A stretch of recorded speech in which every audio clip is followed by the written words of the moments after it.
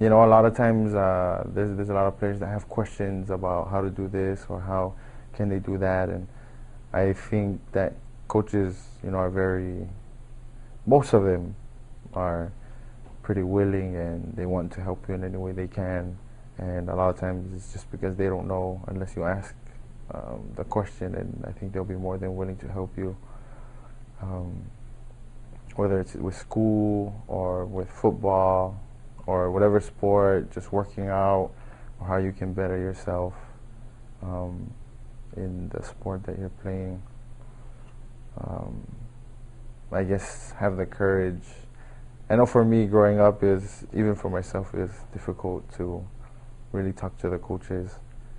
Um, Not so much the coaches, I guess more so it was just myself and my personality. I just kind of didn't want to ask too many questions, I guess. But I think asking a lot of questions is better than asking no questions, and trying to figure out everything, because it's a totally different world out there. And if you don't have other people, and not everyone has someone that's been through the experience before that can help coach them up. And so if you're one of those people, don't be afraid to ask questions, because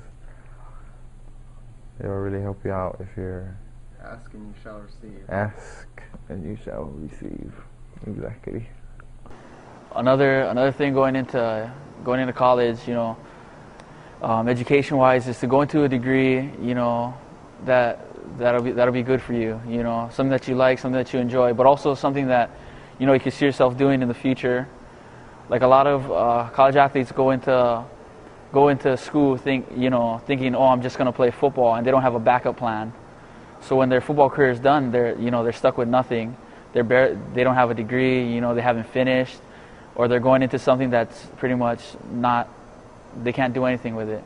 So my advice would be, coming out of high school, going into college, make sure your degree is applicable and it's something that you want to do, and make sure it's a good backup plan for you.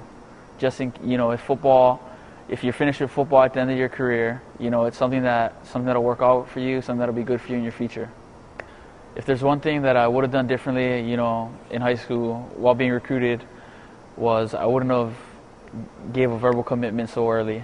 Because when you do that, some teams tend to back off. Some schools tend to pull out. Like if they're offering you, they won't anymore. They'll look at somebody else. So that's one thing I would have done differently, is not commit so early. One thing that I noticed that was different for me from high school to college, the transition, was that the speed of the game is faster. Everyone's faster, even the big guys. Your O-line, your D-line, your linebackers, tight end, everyone's bigger. Everyone's bigger and they're all faster. Wide receivers are a lot quicker. That's one thing that I noticed. Because of that simple fact that everyone's bigger, faster, and stronger now, you have to be a student of the game. So what that means is that you're going to spend just as much time watching film, learning plays, running through plays as you do, in school, because that's how you get the edge. It's a whole new level of play once you get to the college level, especially if it's a D1 level. A way that faith and your beliefs will play into this is that you got to have a strong belief in yourself, and you got to have faith that things are going to work out the way they're supposed to, even when they don't. So you have to be ready for the worst, but you have to hope for the best.